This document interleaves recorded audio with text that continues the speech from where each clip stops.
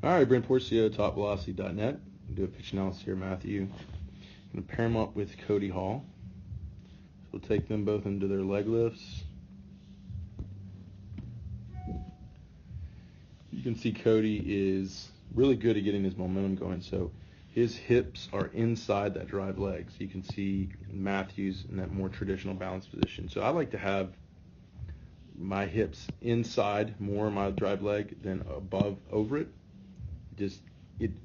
Right as I lift, it's already starting me towards the target, as opposed to having to like assist that movement, which we can do that with, pushing the hip out too aggressively or even starting the leg too early. So coming out of leg lift, you can see there are going to be similar movements here from both guys. I'd say, if anything, it might be Cody is just got a little bit more momentum going forward. These are different angles here, so it might not say much. Let's see. So they're about the same. So it's about the same.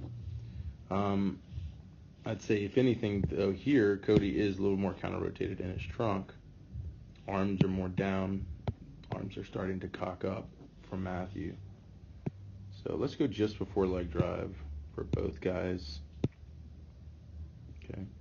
At this point, that's before front foot strike. So you can see, getting into just before front foot strike, a lot more extension and drive from Cody.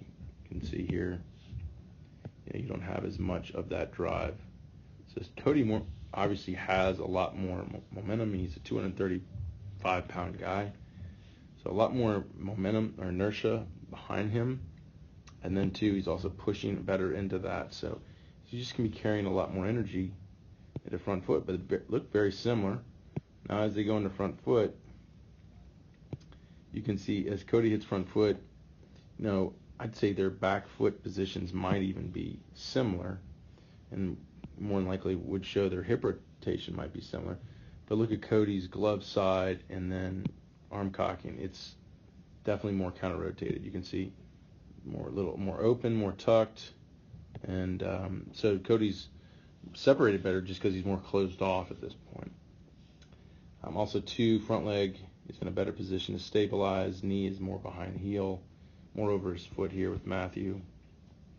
So let's see how Cody stabilizes and releases all that energy. So stabilizes, and then you can see a lot of trunk tilt as that arm abducts.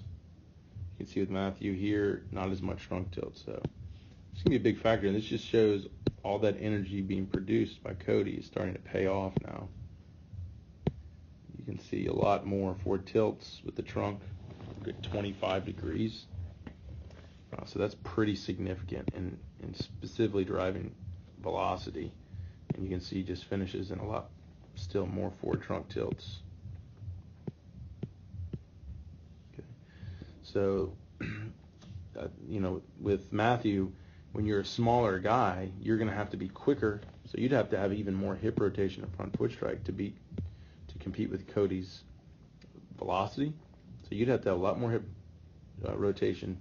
You'd have to be a little more counter-rotated, meaning let's maximize more hip to shoulder separation. And then ultimately that would convert to even more forward trunk tilts than him. And then you're not even extending your front leg. I know he's not. That's something you could take advantage of and beat him with, is getting your front leg to even extend. But it probably comes down to your hamstring flexibility, also too with your leg strength and power. So I think you got a good delivery. You're doing a lot of similar things. I think what you're just missing on is all the power components. It shows you need to just really get in the weight room and start to build the mass and the power and the strength to take these mechanics to a higher level.